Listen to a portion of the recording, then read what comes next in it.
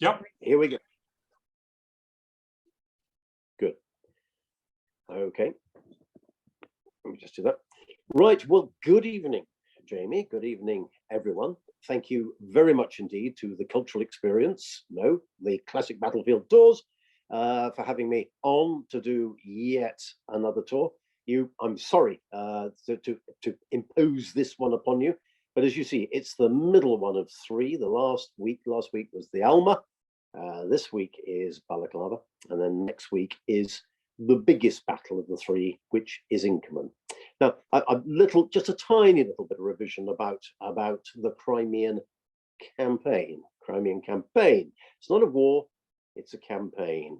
It's part of the Russian war fought between Britain, France, elements of Italy and Turkey against Russia from 1853 to 1856. And campaign theatres are Black Sea, White Sea, Baltic Sea, and also the Pacific Oceans. The other theatres are not talked about as much as the Crimea. It only becomes called the Crimean War from about 1877. The politics I'm not even going to touch upon. Suffice it to say, I know that at least two of you have been to the Crimea and therefore know the ground moderately well and understand what is going on or what has happened there, probably what's going on today as well. But essentially, a British and French and Turkish expeditionary force, bearing in mind the Turks have been fighting the Russians for at least 12 months before this. British and French and Turkish expeditionary force sets out, crosses into the Black Sea, pauses at Scutari, the current Istanbul, moves across to Varna, the current Bulgaria, hoping that the Russians will take them on. The Russians don't take them on, and therefore, all dressed up and nowhere to go, the British and the French and the Turks decide that they're going to land in the Crimea. They land in order to take out the enormous fortress of Sevastopol, the great port and fortress of Sevastopol, southern tip of the Crimea. I defy anyone not to know where the Crimea is and where Sevastopol is from the current news that's going on there. But they land about 20 odd miles, a bit more than that, on the northwest coast of the Crimea, 14th of September 1854, and they fight the Great Battle of the Alma. I think the whole issue is summed up for me by Colour Sergeant McGuckin of 95th the Derbyshire Regiment. He's an ardent Protestant. He says, here I am, I'm a Protestant. I'm fighting other Christians in the shape of the Russians in support of Muslims and those shocking Roman Catholics, the French, who have been our enemies up and down the years. What is all this about? That's enough really of the politics. I can expand on that later on. But after the Alma, the British and the French march south. And we're going to look at the map in any moment now. They march south in order to try and seize the port of Balaklava as a point of disembarkation and a point of logistics support, and then lay siege to the great city and port of Sevastopol. Jamie, may we have the map, do you think, please?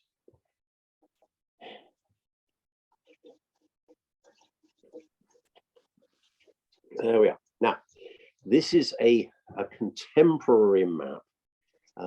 Could you move it down just a tiny bit, Jamie? Because that's perfect. And there you can see, so as we look at it, off to the left, off screen to the left, is Sevastopol. And immediately to the south, exactly where we're looking at the moment, is the great port of Balaklava. Now, the Allies decide that they're going to march around Sevastopol. So instead of taking it on from the north, they decide that they're going to march in a great circle, what's so-called flank march, to the east and the south, capture Balaklava, on the map immediately in front of us, and then lay siege to Sevastopol using the logistics point of Balaklava, and later on Kadikoy, which is where the French will use, in order to allow their siege works to develop very nicely against the Russians, who are now cooped up inside Sevastopol. The problem is that as they march round, so Gorchakov sends out what he calls, under a man called Menshikov, sends out the Army of the Interior. And therefore, by the time that the British and the French get down to Balaklava, They've got Russians inside Sevastopol who are expecting to be besieged, off the screen to the left as we look at it. And then the Army of the Interior, moving around off the screen to the right. In other words, in the enormous area of the Crimea, which is not touched at all by the Allies. Now, the problem therefore becomes who is besieging whom? Because the British and the French have to put in their siege lines against Sevastopol. But at the same time, the Army of the Interior is menacing the flanks of the British, particularly because the British are the troops who are chosen to go on the eastern side of the siege lines, and to a lesser extent, the French. The great advantage that the Allies have, of course, is they have the fleets offshore who are supporting them, both the British and the French fleets who are supporting them offshore.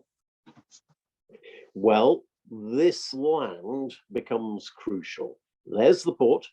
As the siege is established from after the Almeric, it starts getting underway from around about the 28th to 30th of September, and the siege, I say, starts taking place. The first battery, the first bombardment of Sevastopol properly by the French and the British is on the 8th of October. It's ineffective, but it becomes very clear that the ports, particularly Balaklava, are going to become ground of tactical importance to the Russians. Okay, Jamie, if you just drop the map, please, for a moment. Thank you. Take it off, please, if you would.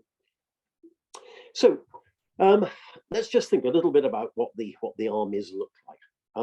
The British and the French are infantry heavy, very infantry heavy. And if you were to, not have any particular interest or knowledge about the Crimean campaign and come at this without the inevitable propaganda from all sides on this, you would say, well, actually, nothing really matters very much except the siege of Sevastopol and the fall of Sevastopol in September 1855. You'd be right. That's where lots and lots of people are killed. The vast majority of people killed in September 1855, June and September 1855. However, the battles of maneuver, namely Alma, Balaklava, Little Inkerman, and the Chenea, which doesn't involve any British troops, have a glamour all of their own. The most glamorous of which is the Battle of Balaklava on the 25th of October 1854, but it is probably the least significant of all the battles that I have talked about. Why is it important? Well, there's not much British cavalry, and there's only one regiment of French cavalry who are in theatre when the campaign starts. The British beefed that up to 10 regiments of cavalry, 5 regiments of light cavalry, 5 regiments of heavy cavalry. But nonetheless, this is only really tops about 4,000 sabres who are actually in the saddle at the time of the campaign. 60,000 British and French and a few Turks in and around Sevastopol. Obviously, a huge disparity of numbers, of which most of them are gunners and infantry. But the cavalry have got to be used to their very best ability. Of course, they have terribly precious individuals, extremely expensive to mount a cavalryman. He comes out to the Crimea. He can't pick up any horses in theatre. It's not like the peninsula where a little bit of that could be done. In the Crimea, he arrives with 2 horses per sabre. Now, imagine transporting, if a regiment is 360 strong, imagine transporting 600 odd horses merely to mount 300 men. I say merely, these are precious assets, but they're expensive assets and there aren't much of them, and they are extremely difficult to maintain this far from port, this far from friendly country. Interestingly, most of the horses they come on are either Irish, or the British are either Irish or Australian. The horses are called whalers, W-A-L-E-R-S, because they come from New South Wales. But getting new horses across either from Australia or from Ireland, across to Turkey, up to Bulgaria, and then from Bulgaria into the Crimea is always going to be tricky, just a matter of fact. Therefore, there aren't very many cavalrymen around. Let's talk about some of the characters. Now, the 2 brigades of cavalry, there's the Heavy Brigade, who are dragoons and dragoon guardsmen. They consist of the 1st and the 2nd dragoons and the 4th and the 5th Dragoon Guards regiments. Doesn't make much difference between what they are, whether they are Dragoon Guardsmen or not. Broadly, they wear a scarlet coat and they have a brass helmet on their head. The Light Cavalry, 5 regiments of Light Cavalry, 17th Lancers, 4th and 8th as 13th and 4th Light Dragoons, 11th, sorry. Those are the 10 regiments of cavalry which are available in the Heavy Brigade and the Light Brigade, the Cavalry Division. But I've got to tell you, we can't go any further really without introducing the 3 horsemen of the apocalypse, if you like, because the Light Brigade is commanded by our friend Lord Cardigan. There you are. You can see him in all his glory there. Lord Cardigan, who is the previous commanding officer of the 11th Hussars. The cavalry division, meanwhile, is commanded by his brother-in-law, Lord Lucan. There we are. Here's the man. I'm putting him out here, Lord Lucan. Now, the trouble with these 2 gentlemen is that they're both aristocrats. They're enormously significant people in British society. Let's not dwell too much upon them because there's a third person that I must introduce you to in a moment. But there is an argument between Lord Lucan and Lord Cardigan as to who is likely to command the cavalry division. Well, I mean, it seems extraordinary in this day and age, but Lord Cardigan has already commanded the 15th or King's Royal Hussars and has been sacked from the job by virtue of the fact that he has imprisoned and court-martialed one of his officers, a Captain Watham. And when that court-martial goes wrong for the commanding officer and his grievous, dreadful conduct with the regiment, he is made to stand down. So appalling a commanding officer has he been that his standing down, his disciplinary action has been read out at the head of every regiment in the British Army. And broadly, every lieutenant colonel has been told, don't do it, boys, because you will lose the command of the regiment, whichever it is, if you do this sort of thing, and you will sacrifice who knows how much it is, but 20, maybe 25,000 pounds that it's cost you to command that regiment. Well, you'd think that having lost command of a regiment, that Cardigan would never get another. Well, this is the 19th century. You might say it's the 21st century in some ways because these things are not entirely unknown to us today, but privilege, birth, schooling, etc. counts for so very much that he's reappointed in the 1840s, this time to command the 11th Hussars. They start off as 11th Light Dragoons, and he becomes a close friend of Prince Albert, obviously the husband of the Queen. And he commands the 11th Hussars with greater or lesser success for 16 years. There was scandal after scandal after scandal, not least of which is the Black Bottle affair, where he accuses an officer of introducing beer to the dinner table, which he hasn't done. And then the fact that he duels with one of his officers called Harvey Tuckett and wounds Captain Tuckett, Harvey Tuckett, with a ball from a rifled dueling pistol. Now, you'd think this can be attempted murder is a capital offence. He's tried in front of a court of the House of Lords and gets away with it again. I could spend the rest of the lecture talking about the things he does, and he gets away with them. Heaven knows how. The extraordinary thing is that by the 1850s, 1853, 1854, he's finished command of the 11th Hussars, and he's kicking his heels. Never seen any action before. He's kicking his heels as to what he's going to do. And he is given command of the Light Cavalry Brigade and will in due course be promoted not just to Brigadier General, but also to Major General. Quite why is never clear. He's delighted. Unfortunately for him, Lord Lucan, whom I've shown you, who was commanding officer of the 17th Lancers, or Bingham's Dandies. That's the village of Bingham in Nottinghamshire that many wouldn't know in the Vale of Beaver. He's a very serious soldier.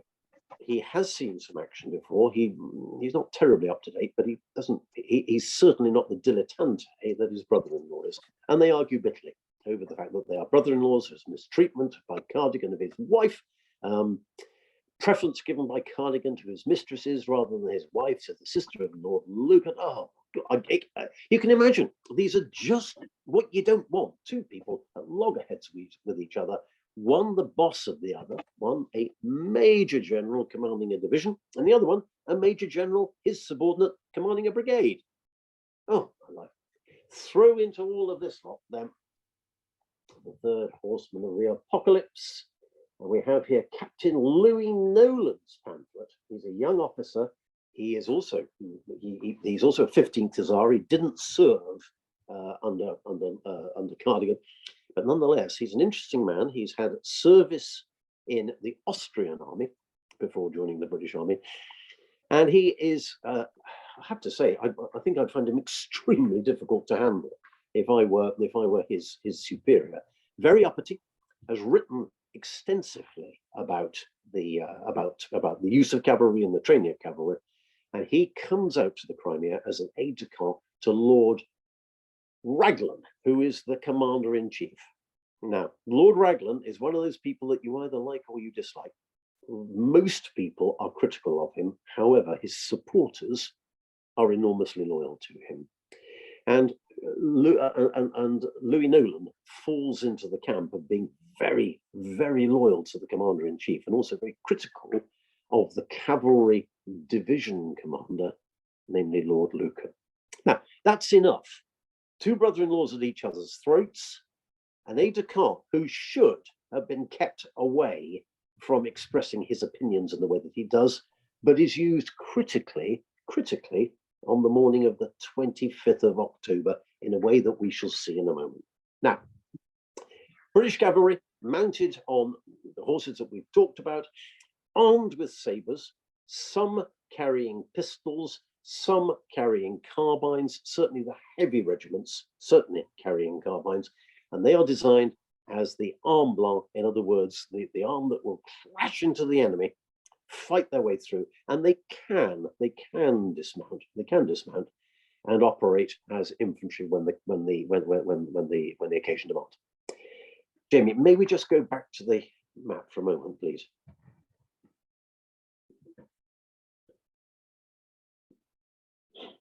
Now, just bring it down a wee bit, please. A little bit more. Thank you very much. Now, that'll do. Thank you. You can see where the red line is on the map, which is the fortifications, the more modern fortifications of 1855, but it doesn't matter. That line broadly what the line of communication, the road from Balaklava in the south, right the way through what the British and the French call the South Valley, which we're looking at the moment, and then up onto the hillside with the material, the guns, the ammunition, every nail, every bullet, every tin of bully beef that is consumed by the British in the Crimea has to come along this road from Balaklava. Well, it's blinking obvious. The Russian Army of the Interior have every intention, of course, of trying to cut the lines of communication. If the Russians can get troops down from the right side of the screen as we look at it, in and towards Balaklava, then they are going to be in a position to make sure that the British simply can't operate up on the Fedokini Heights, up on the Sapoon, the high ground where the British guns and the French guns are firing in towards Sevastopol, where the Russians are cooped up under siege. So, in order to try and defend this piece of ground, the Royal Marines and the Royal Marine Artillery are established inside the port of Balaklava with their guns and their infantry facing up to the north, holding the port. Immediately above the port, you can see the sort of shallow V in blue that I put on the map. There is the Highland Brigade, so the 42nd, the 79th, and the 93rd Highland Regiments, who have barely been touched at the Alma and are still in pretty good shape. And they are stationed in actually what's a pretty blinking cushy post down there in order to try and react to any threat to the port itself, and obviously to operate in liaison with the Royal Marine Artillery and the Royal Marine Light Infantry. Then, come further up the map, you can see two pink arrows, come back to them in a moment, and then there are four little yellow triangles on the map. There should be six, but 5 and 6 don't matter because these are redoubts from the right, 1, 2, 3, 4, which have been dug by the British and the Turks, and then Turkish garrisons, small Turkish garrisons, maybe about 150 men apiece, plus up to 4 guns placed in each of these redoubts, which are manned by British non-commissioned officers of the Royal Artillery. Now, 5 and 6 are off the map and they don't matter because they haven't been armed. In other words, there aren't troops in them and they haven't got guns. But 1 up on Can Robes Hill, 2, 3, and 4 will become the absolute epicenter of one of the events that I'm about to describe. Let's just talk about the Russians for a moment, please. Jamie, could you lose the map just for a moment, please, and we'll come back to it.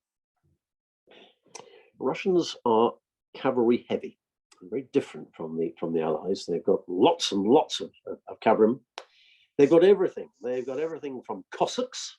Now, let's be clear about this. What's a Cossack? A Cossack can be an irregular soldier, and he can be a regular soldier. But in the same way that our Highland troops dress and are armed with weapons and equipment and clothing, which is peculiar, I'll say it again, is particular to the Highland regiments, so the Cossacks have weaponry and uniforms which is distinctive for them. So look at this. This, for instance, I'm very, very pleased to have this. This is a Cossack pistol. It's a regular Cossack pistol, so this is the sort of troops that we'll be talking about in a moment. Notice there's no trigger guard on it. You can always tell a Cossack weapon because there's no ramrod. Now, obviously, you need a ramrod to fire a percussion cap weapon like this. Well, why is there no ramrod underneath the weapon? Because the Cossack keeps his ramrod tucked down inside his boot. That's the way that they do it. That's just the way that they do it. This little thing, which strangely is made in Belgium, as you would expect, beautifully made, but is also rifled, rather surprisingly, making this really quite a lethal weapon in the hands of a Cossack marksman. The ordinary cavalry look a bit like our cavalry, and there's not a great deal of difference. They wear heavy grey greatcoats and they wear shakos rather than the helmets that our troops wear, but they carry a much more conventional. This is a Russian cavalry pistol. It's actually dated 1856, so I suspect that this was not used in the Crimea. It might have been, but I suspect not. Maybe just at the end. Here's the conventional ramrod, as we've talked about, percussion cap weapon, and much less lethal than the Cossack weapon. Notice also here the pommel of the weapon, which of course, once you've fired it, is reversed and becomes an extremely capable club for seeing off your opponent. Now, under Rzyhov, there is a plan made, back to the map, please, Jamie, if we may.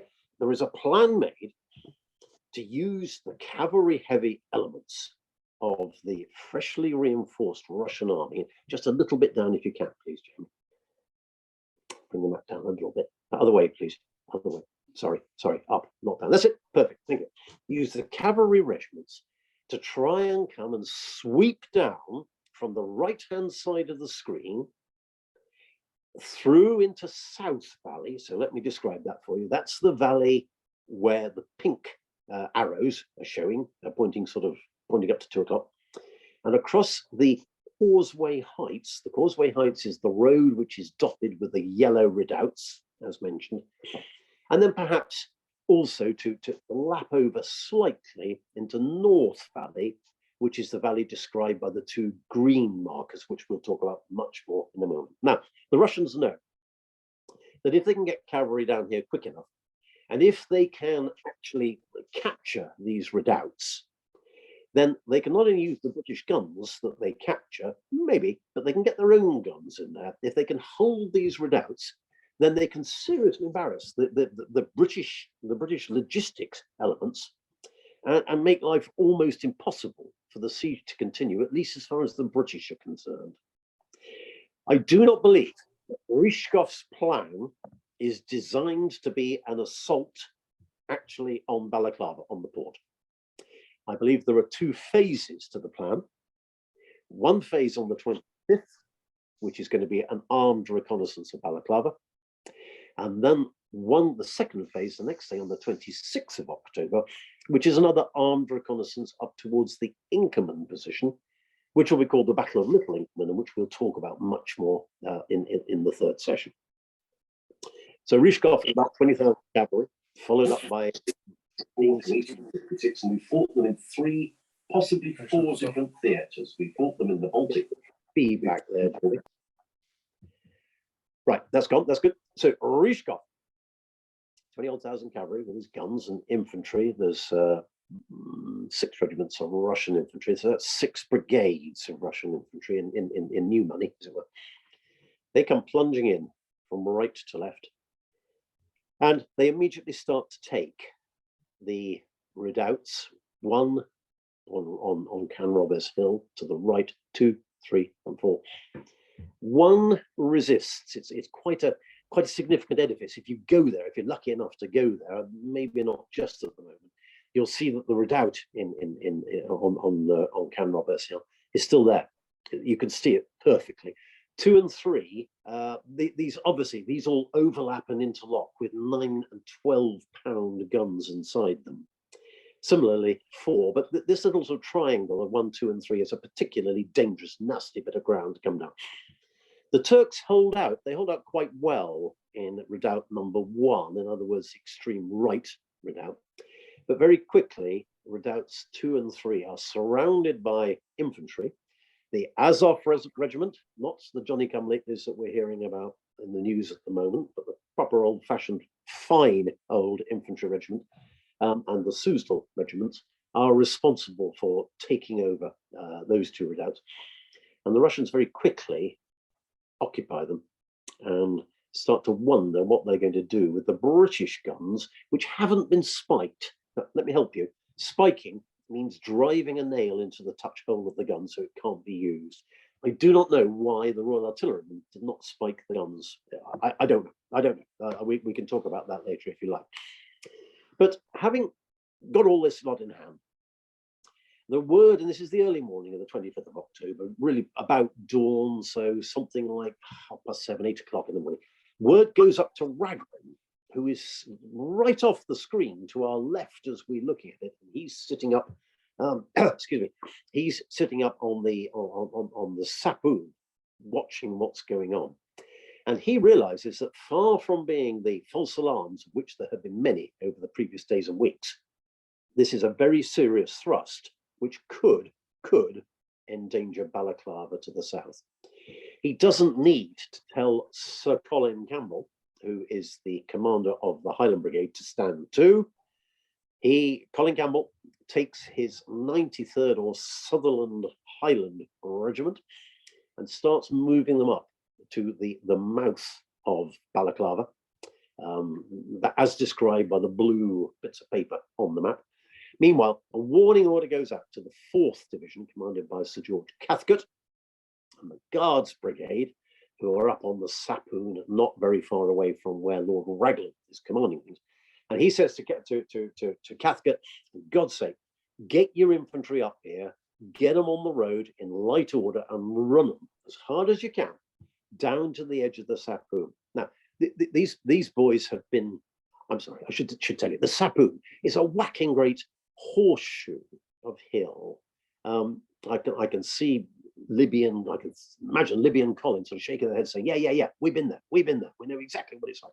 But it's a great horseshoe of ground which surrounds Sevastopol and makes a formidable defense, but by the same token makes a very good platform for firing your artillery into the besieged Sevastopol.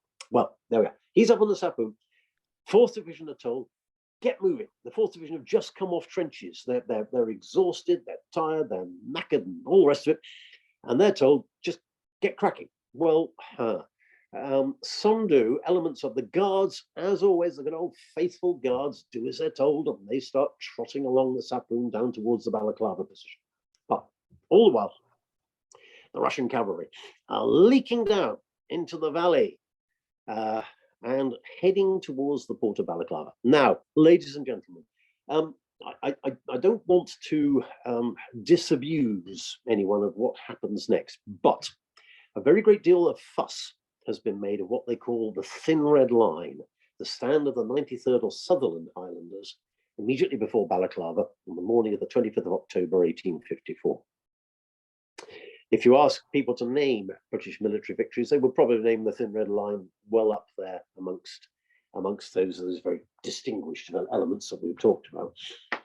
Fact remains that the 93rd are critically supported by W Battery of the Royal Artillery and by C Troop of the Royal Horse Artillery. So about 16 towed guns, 9-pound guns, which are going to be absolutely critical in turning the Russian cavalry back. The 93rd deploy. They deploy into line along the blue paper I've shown you. This is a regiment, probably about 670 effectives, and they fire a volley at the Rzyhov cavalry, which are coming obliquely at them. So from around about 2 o'clock now, which probably does not have any effect on the Russians whatsoever. These are new rifles. The 93rd are clearly unused to handling them, and they fire too far away with the Minier rifle. As they do so, however, W Battery and C Troop, they open fire, first of all with round shot, then with common shell, and then with shrapnel at the Russians. And as the cavalry come down, the Russian cavalry come down the slope. So the Russian commanding officers and squadron commanders realize that actually this is enough for the armed reconnaissance. They get another volley of Minier fire from the 93rd Regiment, possibly a third. By this stage, saddles are being emptied, and they turn back and leak back almost due north now. So rather than coming in at 2 o'clock, they're moving in back around about 12 o'clock or maybe 1 o'clock between the redoubts that have been captured. So 2 and 3, which are above each other on the right, and then 4 on the left.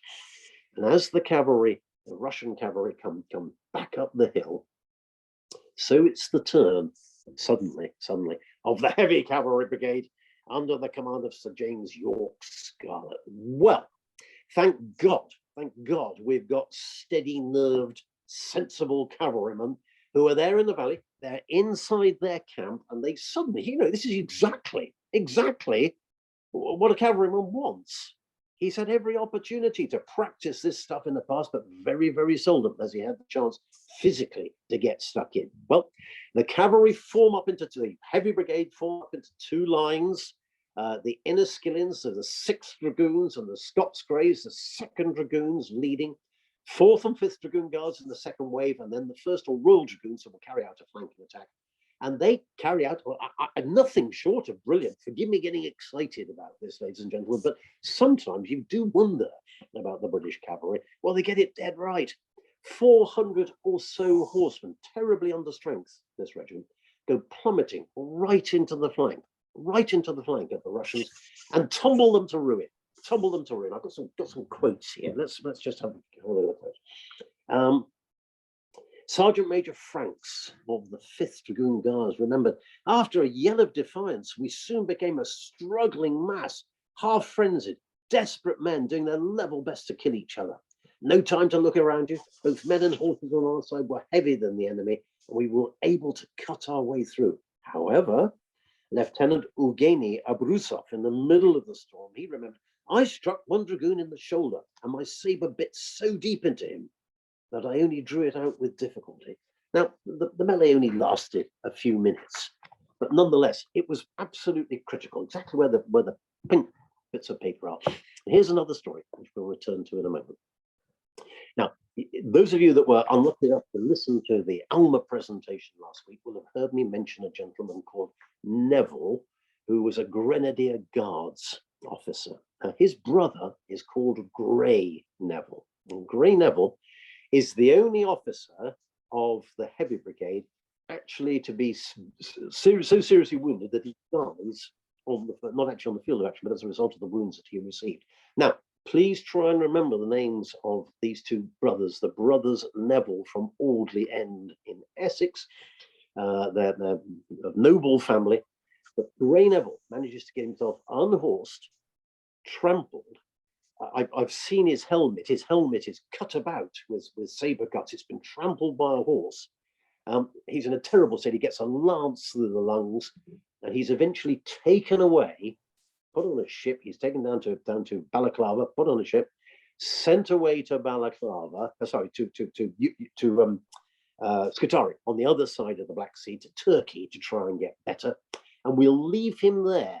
But he is the only officer who actually dies as a result of this particular action. It's very hard to know what the casualties were. Certainly, 400 or so British horsemen throw back a couple of thousand Russians. And as they do so, the Russians move back into North Valley. So we can see where the green bits of paper are. At the same time, they're in North Valley. So the Russian infantry are coming up in order to try and make this a desperately difficult target to take on. On the south side, so around the redoubts, the yellow triangles that I've got, there's a regiment of infantry there, a regiment of rifles, a 4th rifle down to the south there, and then across the other side of the valley, Jabritsky has got a heavy battery of artillery, 2 more regiments of Russian artillery, a regiment of Russian riflemen. And then if you look down to the right-hand side, sorry, to the right-hand green arrow, just about where it points there, so the Don Cossack battery, number 3 Don Cossack battery, so regular Cossack artillerymen, they bring a number of guns, probably 8, which line the valley as we are looking at it from right to left. So they're firing up the valley, straight into the mouth of any British cavalry, which might choose to try and dislodge them. Now, the Russians can't have imagined for one moment that another charge would happen in possibly in the south, but certainly not in the North Valley, to which we're going to return in a moment. So infantry now along the causeway heights, where the little yellow triangles are, they're looking south, down into South Valley, and their artillery pieces are facing down to the south. To their north, above the green arrows on the Fedukini Heights, we've got a lot more infantry and a lot more guns. And then down in the valley, facing up the valley, and those facing west, is a battery of Don Cossack guns. Now, it looks like a 3-sided ambush. It's not. It's not designed to be an ambush at all. It is simply good, experienced, and capable troops who've just had a bit of a drubbing, trying to know, or trying to take the measure of what's going to happen next. Well, what does happen is a disgrace. The Russian cavalry are leaping over the top of the hill, and off to the left of the pink pieces of paper and slightly more to the north, so 12 o'clock from those pieces of paper, the Light Cavalry Brigade are waiting. They're milling around redoubts 5 and 6, which are not armed. They're waiting for the British infantry to come up, which it doesn't. They've seen what's happened to the Heavy Brigade, and now suddenly, here is another target, a target of utterly disorganized Russian cavalry who are masking the guns, any guns that there are in the valley, and certainly the guns behind them on the causeway heights, and yet they don't take the opportunity to charge. I'm smiting my forehead it's extraordinary that Cardigan doesn't take his brigade and do what his mucker, Scarlett, has just done with the Heavy Brigade. Instead, he sits there. And it's almost as if he's sulking, waiting for orders from the divisional commander, his brother-in-law, Lucan. Well, Scarlett hasn't needed orders. He sees the target of opportunity and he seizes it. Oh, God, Lordy Lord. Cardigan completely misses the opportunity. Time goes by, get towards noon, and then on towards 1 o'clock. The Russians are now reinforcing their position. They've sorted out what's going on. And suddenly, Lord Raglan, who's up to the left of the screen, he looks down, Commander-in-Chief, and says, oh, my life, they're carrying our guns away. They're carrying the British guns away. We can't do that. We simply can't allow those guns to be taken away. His Lord and Master Lord Wellington, Arthur Wellesley, never lost a gun. And then the most famous order in the history of the British Army is given. Lord Raglan wishes the cavalry to advance rapidly to the front, follow the enemy, and try to prevent the enemy carrying away the guns. Troop horse artillery may accompany. French cavalry is on your left. Immediate. Now, if a lance corporal had written that warning order on a private to lance corporal card, I'd have failed him. I'd have sent him back to his company as a private. Wishes the cavalry to advance rapidly to the front. Well, what front? If you're above those pink arrows there on the map and you're looking down the valley, where's the front? Is it to the south? Is it into the valley? Is it along the causeway heights? What's wrong, for pity's sake, with the point of a compass? Follow the enemy. Well, what enemy? What enemy is to be followed? Yes, there's some cavalry that's making off right over to the right-hand side of the screen, beyond where the green arrows are pointing. But this is just shocking. Raglan tells the Captain Louis Nolan, the aide-de-camp, tell Lord Lucan the cavalry is to attack immediately. Well, Louis Nolan comes charging down on his beautiful thoroughbred. I believe it's a grey horse. Tell me if I'm wrong. Down off the high ground. He comes down with this order, and he meets both the divisional commander and the brigade commander. So at the west end of the North Valley. Go to the pink ribbons there. Come up north of that, just before the map disappears. They're there. They're down in the valley. They're in the bottom of the valley. They're looking around. They're not on the causeway heights to the south because they'll be picked off by the Russian guns opposite on the Fedekini. And this uppity young pup arrives between these two quarrelsome, sulky, silly men, neither of whom has actually taken part in the charge of the Heavy Brigade a few hours before, a couple of hours before, but both realizing that the Russians should be on the back foot. And yet suddenly, it looks as the Russians are reinforcing. They're holding the redoubts above them. And it looks reasonably clear as if the Russians are going to make a success of this. Now, there is a terribly ugly insubordinate incident. I won't go through it in detail, but the essence is this. Neither of the major generals, neither the commander of the division nor the brigade commander of the Light Cavalry Brigade know what on earth Raglan wants them to do. This is the job of the aide-de-camp. The aide-de-camp is to come down and explain exactly what is meant to happen. He doesn't. He comes down and he behaves like an intemperate subaltern rather than the mature and extremely experienced captain that he actually is. He's rude. He's so rude that, well, I mean, in his position, I'd have had the man under arrest in about, quicker than somewhat. But when the two commanders cannot decide what on earth the order means, then Louis Nolan simply says, look, there are your guns, my lord. There is your enemy. Pointing down the valley where the green arrows are pointing towards an enemy battery which they can't see, which the two commanders can't see, but which Nolan must have seen from the high ground. Now, there are those that will say, you can see the guns from that position and it must have been obvious to them. You can't. You can't. I've been there. I've been there 40 times. I've sat on people's shoulders to simulate that I'm at the same height as a horse. You cannot see the Don Cossack battery. What you can see is guns on the Fedekini, on the causeway heights where the little yellow dots are, and on the Fedekini off the map to the north. You can see guns left and right, but you cannot see the guns where the Don Cossack battery is, more or less on the tip of right-hand green arrow. I think that what Lord Raglan wants them to do is to go into South Valley and with their horse artillery pick off the redoubts which had been captured along the top of the causeway heights. I think, but I will never know. And there's at least 4 people listening to this who've stood with me, and we've puzzled and we've scratched and we've lit our pipes and we've done this, that, and the other. We can't sort it out. I can't sort it out. And I'm sorry, but the experts that have written books about this subject, and there are many, they haven't walked the ground and they don't know exactly what the details are. The details are that these men are confused, and it's a job of the aide-de-camp to try and make sure they know what's doing. Anyway, enough. The cavalry are told, right, form up, lads, get ready. We're going to charge. Excellent, outstanding. That's just what you want to hear as a cavalryman.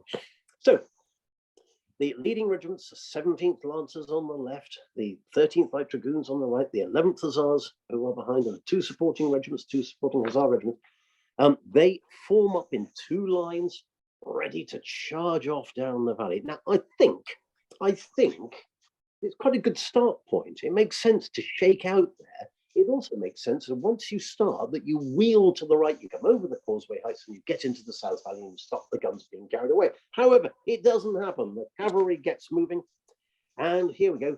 I've written, we'll never know what Nolan wanted, but neither will it be known what Cardigan's plan was. But there's a revealing quote from Sergeant Berryman of the 17th Lancers. It relates to the point where, already under fire from both flanks, the leading ranks were engaged by the Don Cossacks' 6-pound guns. Gallop was the order as the firing became general. A discharge from the battery to our front, whose guns were double-shotted, first with shot or shell, then with case, swept away Captain Winter and the division on my right. The gap was noticed by Captain Morris, who ordered, "Right incline," but a warning came from my coverer, Corporal John Penn. "Keep straight on, Jack," he said. He saw what I did not, that we were opposite the intervals of the guns, and thus we escaped being cut down. Fantastic quote. About 1,000 yards to go. Guns are firing at them now from two sides and eventually straight into their mouths. So they're looking straight down at the Don Cossack battery. Jamie, could you just take the map off for a moment, please?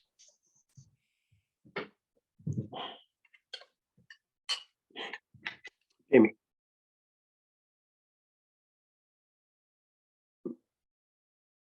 Jamie, could you take the map off for a moment?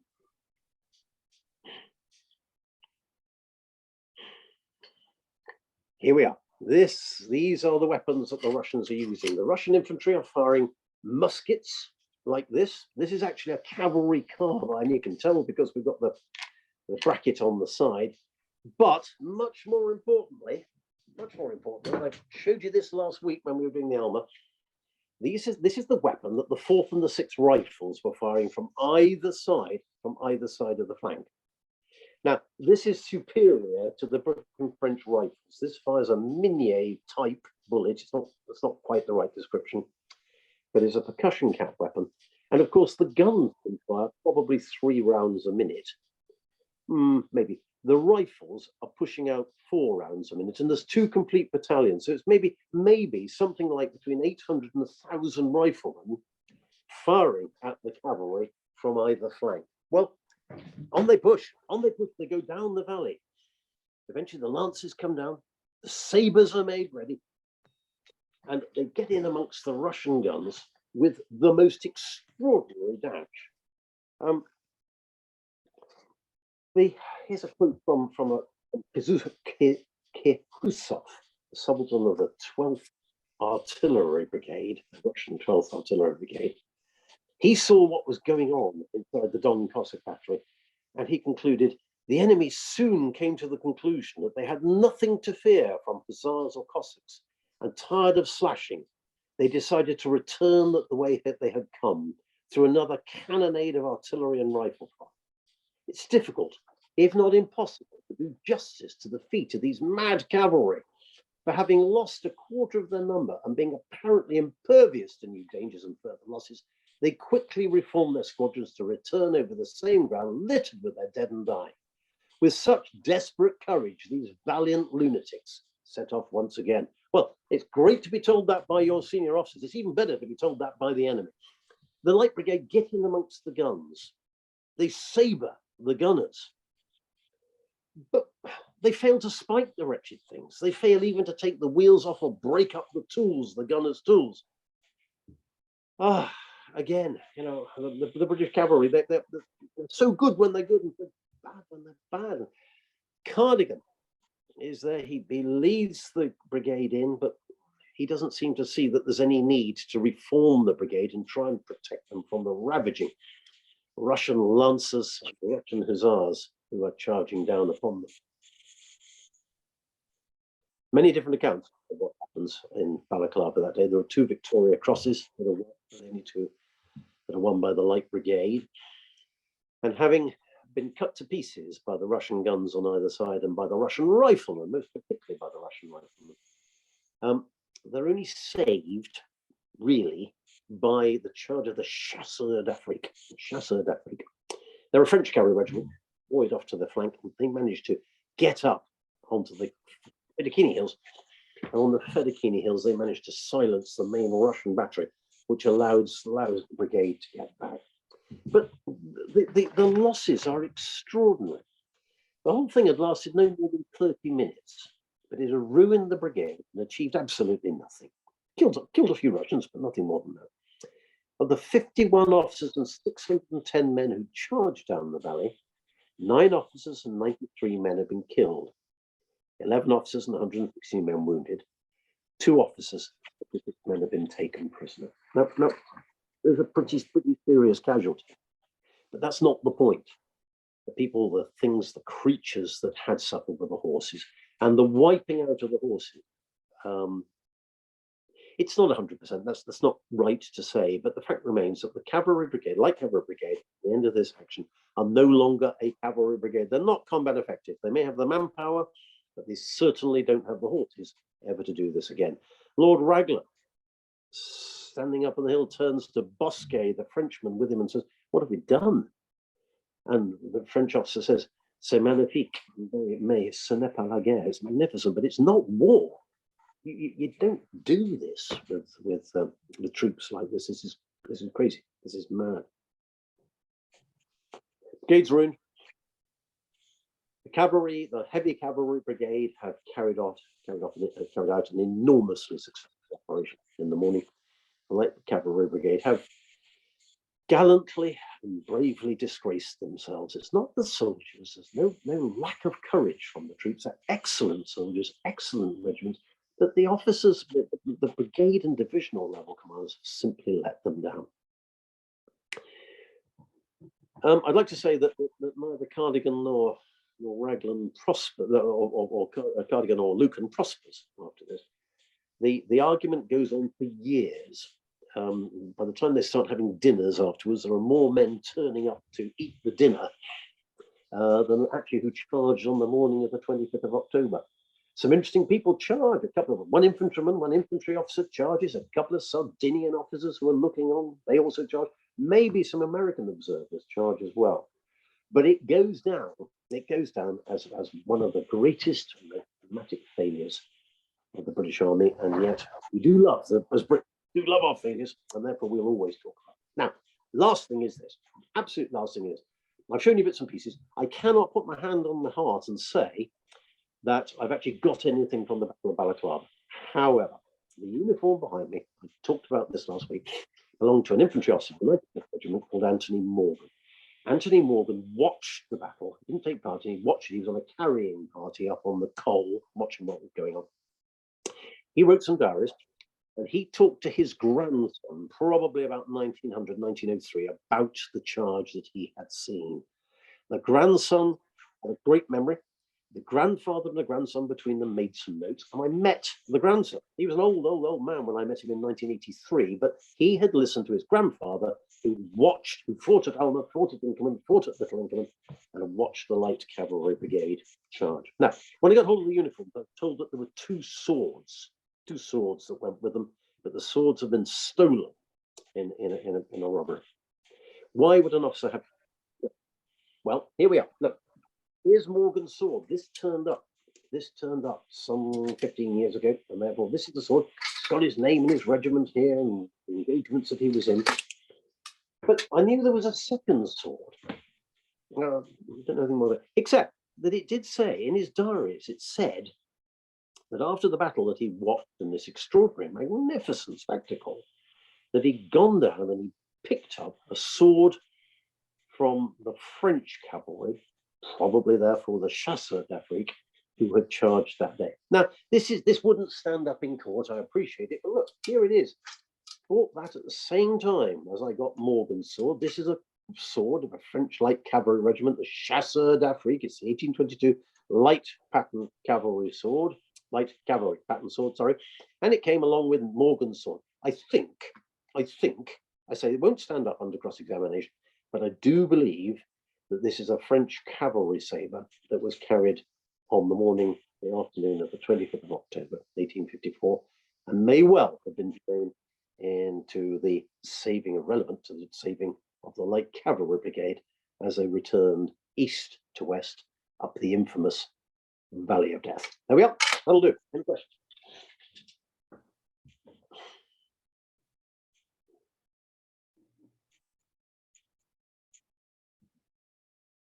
Hello. Hello, Richard. Hello, Juliet. Hello. Nice to see you. I can't hear you, but I can see you. Can you hear us now? Yes. I can hear you. And of course, you have ridden this very ground. Do you have any questions? We have. And the first observation we would make is the Valley of Death is far wider than normally led to believe. Yep. And therefore, the Light Brigade was a fairly small moving target in large expanse. That was interesting. Yep. And from that, one wonders how the Cossack battery managed to achieve so much execution in the charge up the valley. I don't think they did, Richard. I think that the majority of cavalrymen who were shot down were shot from the flanks, so they were engaged in enfilade. Jaboritsky's guns up on the north flank, and Liprandy's guns down on the south on the causeway heights. I'm not sure if you heard me saying this, whether you joined by that stage, but there were probably about 800 riflemen. So not blokes with muskets, but riflemen firing into either flank. I fancy that if you found a dead light cavalryman in the valley that day, or probably more realistically, a dead horse, that most of them would have been struck by rifle fire or fragments from the flanking batteries, not by the Don Cossack battery, which only managed to get off 2, possibly 3 volleys before the cavalry were upon them. Thank you.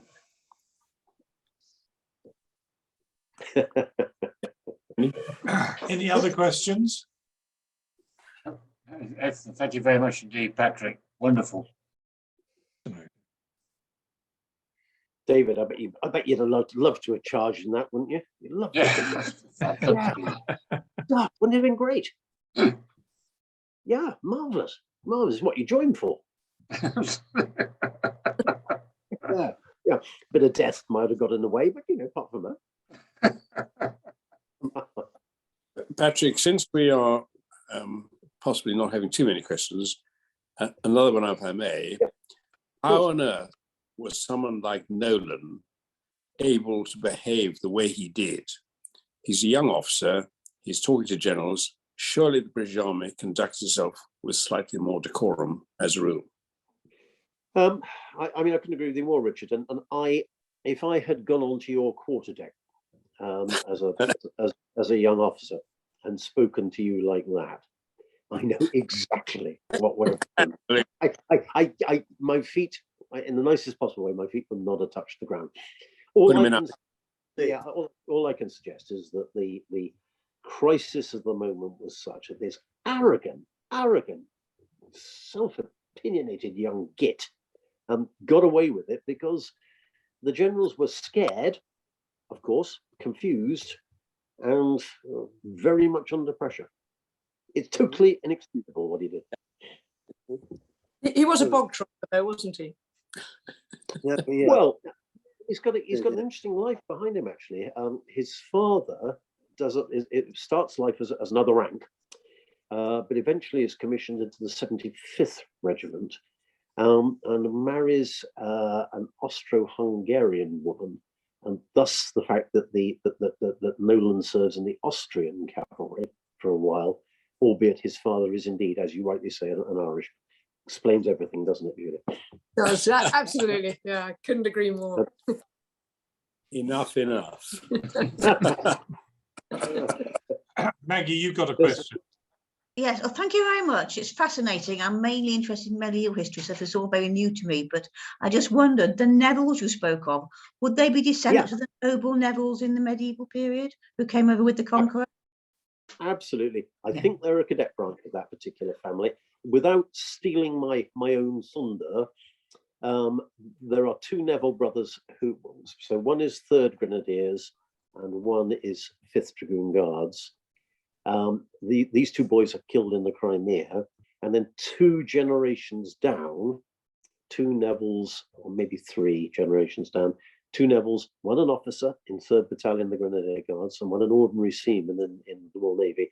They are killed in action in the Second World War. So extraordinary sacrifice by that family, and you're absolutely right to relate them to the Nevilles of history. Are there many Nevilles left? No. No, I don't think so. You can have the most marvelous day at Audley End if you get a chance. I don't think it's I don't think it's National Trust. I'm not quite sure what it is, but you can go and have a smashing look round. And after the 2 boys that I described who died or killed in the Second World War, the mother says, right, I can't ever go back to this wonderful house. I can't go back to it. The memories are too painful to me. So I don't think there are any Nevilles around anymore, but their memory lives on. Definitely. Thank you. How do I speak? You just speak. Patrick? Yeah. Colin speaking. Colin. You told us when we were there that this was the first time telephonic communication was joined to London. Yeah. How was this reported in the papers in London the next day? Would you know that? It's telegraphic communication rather than telephonic, but you're on the right track. Absolutely. The telegraph is not yet in place, Colin. The telegraph is in place right at the end of 1854. And the very first message that Lord Raglan gets on the telegraph is an inquiry into a member of Parliament's nephew who has been bitten by a scorpion. And he throws the instrument to the ground and said, that's exactly the sort of time-wasting nonsense that I'm going to get. And he was pretty well right, actually. So in the papers, it takes about 8 days, I think, before it's actually published inside the papers. And it's written up as well. The the 93rd Highlanders stand is written to the heavens as the thin red line. The charge of the Heavy Brigade is praised, and the Light Cavalry Brigade. Much is made of the undoubtedly huge gallantry from the soldiers and the noble, underline the word noble, officers that have taken place for the charge of the Light Cavalry Brigade, because so it's not written as a defeat, which it is, but it's not written as a stunning victory. Thank you. You got it. Any other questions? David? No, nothing from me. Charlie? No. No, nothing from me. Very good. Enjoyed this. Libby, anything for you? Yes, if I may. So finally, the road was protected and the supply lines were protected. Were they challenged again during that war? Right, the road along the Causeway Heights has to be abandoned because the Russians have taken it, and therefore the lines of supply go from being around about 4.5 miles long to 7 miles long to get the kit up into the camp. Therefore, there was a considerable logistic burden that comes as a result of the Russian victory, and it is a victory on the 25th. Now, the next day, Libby, there's an operation that's carried out at Inkerman. Phase 2 of the Balaklava battle is carried out at Inkerman on the 26th of October, known as the Battle of Little Inkerman. And then on the 5th of November, the enormous Battle of Inkerman takes place, which is designed to roll the British and the French right up along the Sapoon and to capture the lines of supply from Balaklava and actually send the British plummeting back into the French and probably turn the whole lot into the sea. It comes quite close to succeeding, but I'll tell you all about that next week, Libby. Look forward to it. Splendid. Thank you very much, Patrick. Thank you. Steve or Michael, have you got any questions at all? Nope, no questions. Still here though. Okay. No, I can Very see you. I can see you there, Michael. So good. Well, as Patrick said, we're doing the Battle of Inkerman next Thursday at the same time at 6 o'clock. we do record these talks, so if you do want to have a look at them, they will be on YouTube later on this evening. I'd just like to thank Patrick for another excellent talk. Thoroughly enjoyed that. And if there's no more questions, I'll wrap it up for this evening. I was going to make one observation. Can you hear? Yep. Patrick, if I remember rightly, you told us the supply lines from the port were terrible because the outfit looking after them, was it a Highland regiment, if I remember rightly? Were too damn to get half the kit up the hill for them. Is that right? The Highlanders aren't charged with carrying the kit. The Highlanders are charged with the physical protection of the road. And they do their best on the 25th of October, but after that it becomes so much more difficult to protect. But every regiment, be it cavalry or infantry or indeed artillery or engineers, they have to carry their own gear up the Col until such time as Irish navvies come out, and then eventually a railway is built. Right, thank you. Fine, thank you. Thank you, Colin, thank you. Thank you. Another interesting talk. Thank you very much. Thank you. See you next week. Thank you. Thank you. Thank you. So I can't attend next week. Thank you. Well, thank you, Patrick. Thank you, Patrick. Bye. Hello, the Bridges. Hi, hi, Thomas. How are the taffies? Taffies? Well, this taff is all right here. Is I it? don't What know how about the one is